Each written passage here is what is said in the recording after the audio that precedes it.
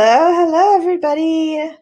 We are back with Work at Life, Season 2. Very excited to be here again. I'm Maddie Grant with PROPEL. I'm a culture designer, and I'm here with Sanja Licina from QuestionPro.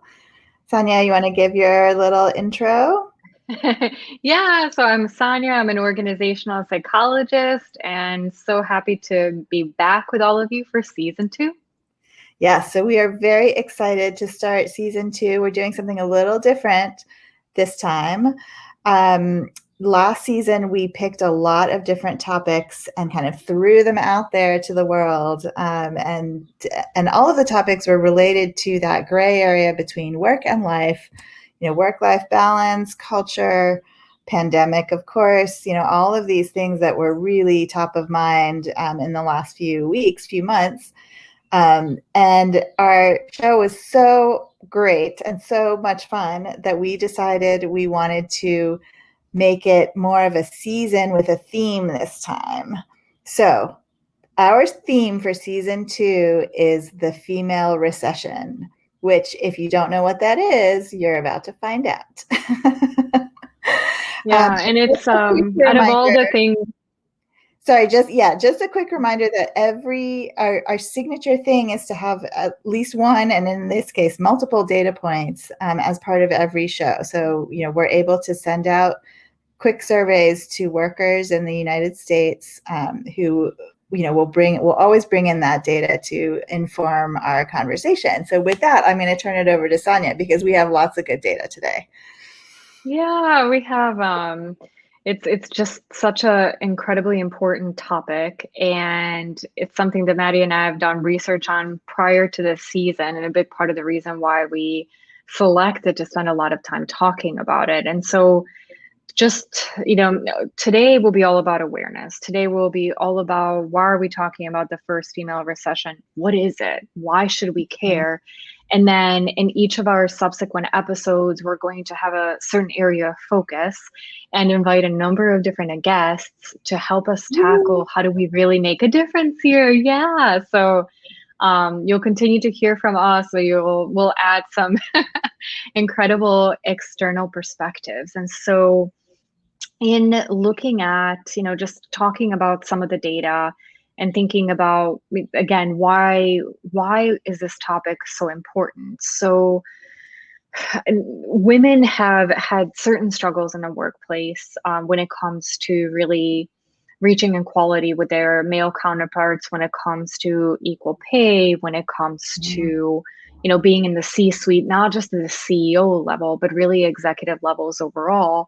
And so one of the things that we wanted to take a look at is, so many organizations, so many individuals have been making such huge strides and really, putting effort towards different initiatives to close this gap. But all of a sudden, what we found during the pandemic is, if you look at just the US alone, between February 2020 and January 2021, so over a span of about a year, 2.3 million women left the workforce. And that's in comparison to 1.8 million men. So it's not that women were the only ones leaving, but they left proportionally more.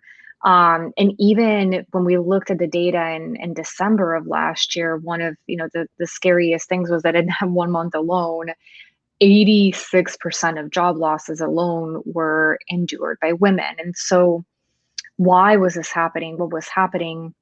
And in one of our next episodes too, we'll talk more about working parents, but one of the key reasons for this, and one of the groups that was impacted the most, were actually working mothers. Why? Because there were many different school closures. Children had to, stay at home. Also, as we know, a lot of older people were impacted disproportionately. So women of around probably mine and Maddie's age took care of kids, also took care of their parents, depending on the situation. And a lot of that burden fell on women. So when we looked at what happened in the last year, there was a significant amount of job loss across the board, disproportionately more for women than men. Yeah, and the saddest part of all of this data to me is the fact that the unemployment rate or the job loss rate is below the lowest point that it ever was in previous years, or in previous months. So it's we have just so much ground to make up, even though it was already bad before, basically. Yeah. And now we're even worse. Yeah, and that brings us to our next data point, and I think you can find this in a number of different places, but we were reading a Time magazine article, and it said that it will take more than 135 years for women to catch up with men when it comes to pay, when it comes to different levels. I will say that again, 135 years at the rate that we're moving today for there to be equality. And to make matters worse, because of a lot of the women leaving the workforce, unfortunately, in the last year, the gap grew by 36 years. So it became significantly worse. That 1 year of pandemic not only wiped out so much progress that's been made, but actually set us back significantly. Mm-hmm. So there's a lot of work to do. And, Maddie and I, we mentioned that we dedicate our lives to studying culture. We dedicate our professions to understanding employee engagement and employee experiences and how people connect with each other at work and outside of work. And so over the year, as we looked at these findings, they were sad, but maybe they were not as shocking, unfortunately. They gave us the drive to want to make a difference. But over the year, we followed these themes closely. And when we were deciding again on what theme, what topic did we want to tackle in season 2, as Maddie was mentioning, we have this ability to send out quick questions to millions of people in the US and understand, well, we come from a certain perspective, but what is the general sentiment of the population? And so one of the questions we asked of 600 US workers across the country is we asked them if they've heard of the First Female Recession. And again, it's something that both Maddie and I have been following very closely, have seen many headlines tackling it. But when we asked this question, we found out that actually less than a quarter, only 24% of the respondents said that they have heard of the First Female Recession. So we identified this really big lack in awareness. And then we started to think, well, maybe it's just the term, right? Maybe it's just the way that it was coined. I've also seen it called the she session. And so maybe people just haven't heard of the term, but surely they have had to see in the headlines how much of an impact, this has had on women. And so we rephrased the question. We asked, in the last year, how do you think improving female equality in the workplace has changed? Well, what we found in the answer here is that actually half of the people thought that there's been improvement in the last year. 33% said that they felt like that there has been no change, and only 7% said that they felt like it's significantly worsened. And so as we were going through this data, I think both of us had this solemn feeling of saying, wow, there is so much more to be done, but people don't realize it. There have been so many really, really challenging headlines over the last year. This has unfortunately had a lot of competition for tough things, and people don't know about it. Very few people are aware of it. And so that's really what brought us back to saying, okay, how can we create the most effective platform? Because there are a lot of people out there that can make an impact. It's organizations, it's people who are leaders, it's HR departments, it's CEOs, it's so many different individuals inside the organization who really think about this as their job on a daily basis. But it's every single person too. It's every single person that can have a hiring decision. It's every single person that can choose to mentor somebody in their role and help them raise to the occasion, help people understand what is it beyond the pandemic that's been holding people back that every single one of us can take a role to make a difference. But it starts with knowledge, right? It starts with people understanding, like, oh my God, how big is this problem?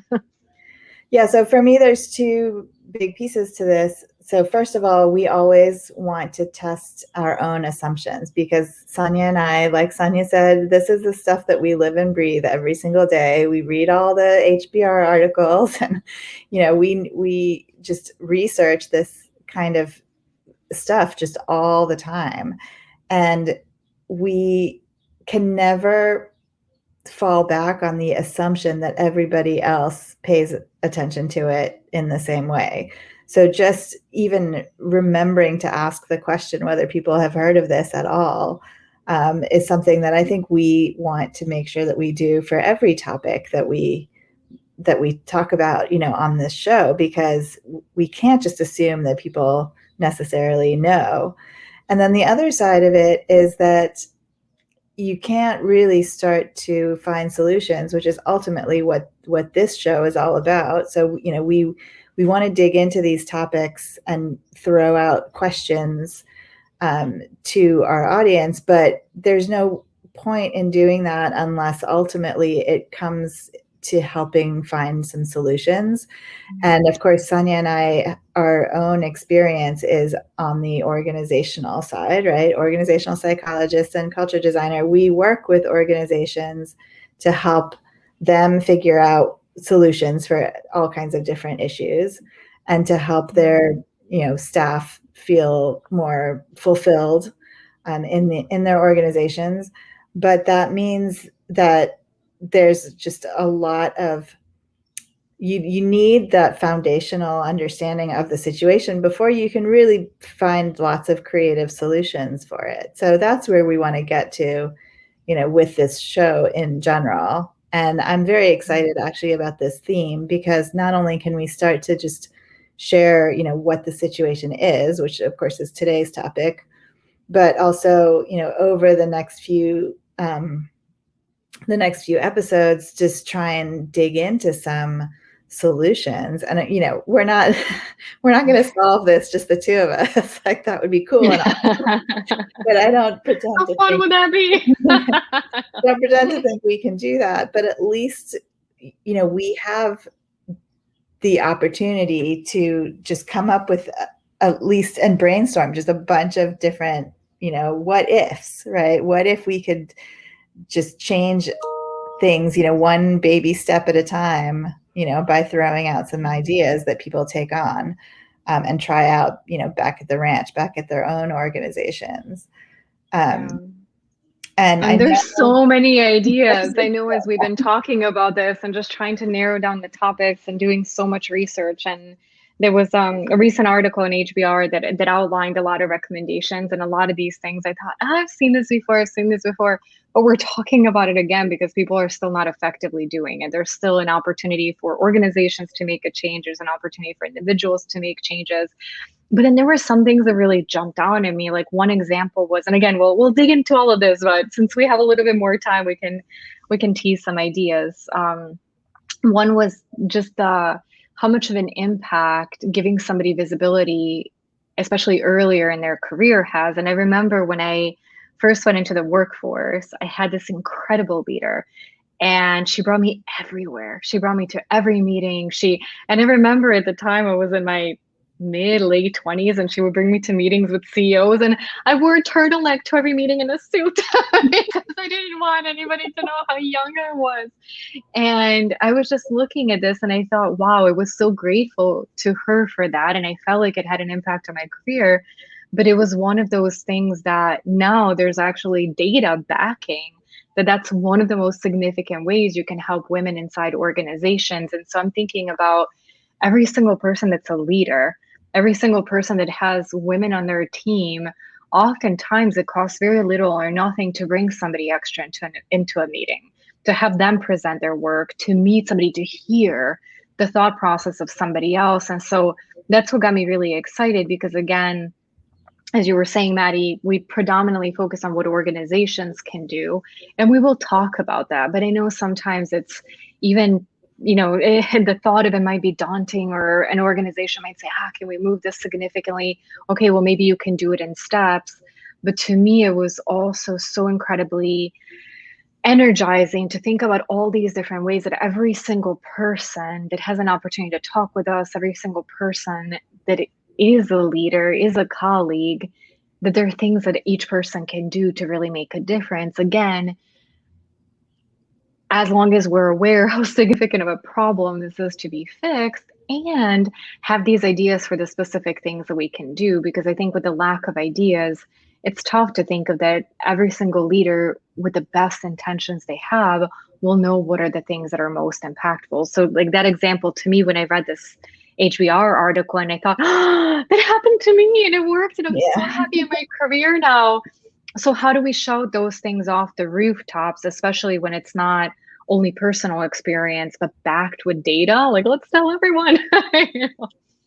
Yeah, exactly. And, there's so many other things, like, if having children, having to take care of children is one of the reasons why so many women are now out of the workforce. Like, what can we tackle that from a different angle? Can the organizations tackle that? Like, you know what I'm going to say next. Like, what about having some childcare? Like, is the cost of setting that up in your company more than the cost of losing a bunch of really, really good, talented people? Like, how would you weigh the pros and cons of that kind of thing? And yeah, I mean, And sometimes it comes to fairness too. Like, it comes to benefits, it comes to understanding. Like, one of the things we talked about was asking people what they need in form of support. So now we've, talked about the hybrid workplace and where are people going to work and how are people going to work. I think it's so important to tease out a lot of the details. So maybe it's not just about where and how, but what do you need to be effective? And if you're saying, I have a young child and by the time I take them to daycare somewhere, even if I'm working from home, it still takes a significant amount of time. So maybe if there's a place in the office, yes, I'll come in because now my kid can be in the same building as me. And so I think what organizations are going to need to think about is really challenge themselves. Sometimes maybe they'll be more expensive. It might. But do you create more fairness? Do you attract better talent, both for men and women equally? Because I think also what's happening as more women are hopefully continue to rise to the top and have these stronger positions, they're going to look for equal partners in men as well. So all of a sudden, it's not just going to be women that are going to need daycare. It's going to be your male CEOs as well, because their wife's going to be sitting there. So you better believe I'm not leaving my job. So you have to help me figure this out too. Yeah.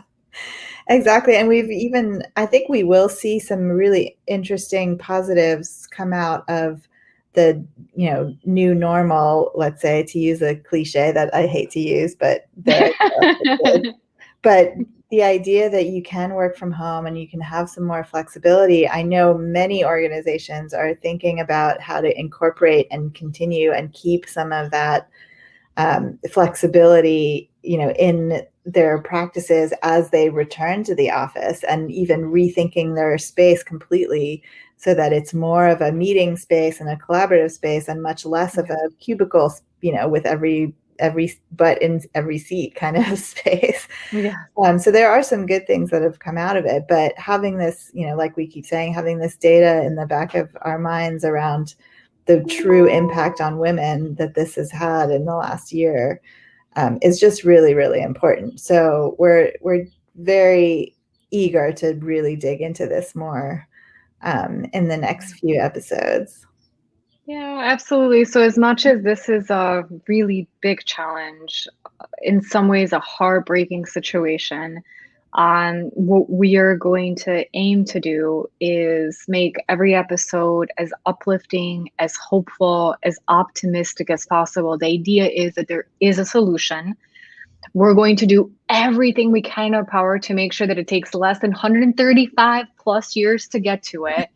And in all the different people that we've talked with about potential guests, there's been so much energy. There's been so much desire to create a change. There's been so many incredible, innovative ideas from people who are entrepreneurs to people working in larger organizations, that we're going to aim that every every time that we're together, that you come away with just the feeling of, yes, there's hope and I can be part of it. And I see a brighter future and I see a way that I can make an impact. So again, I know it's a tough topic, but it's certainly something that Maddie and I chose to talk about because we feel so passionately about it. And we feel so optimistic that as a group, we can make a really big difference. Yes, exactly. So with that, I think our 20 minutes are up for today, but we can't wait to see you in the next show.